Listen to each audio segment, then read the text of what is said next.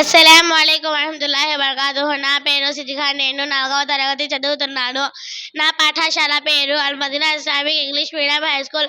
ఈరోజు మనం భాషా భాగాలు గురించి తెలుసుకుందాం. భాషా భాగాలు 5. అవి నామవాచకము, సర్వనామము, విశేషణము, అవ్యయములు, క్రియ. నామవాచకము పేర్లను తెలిపే పదాలు నామవాచకము అంటారు.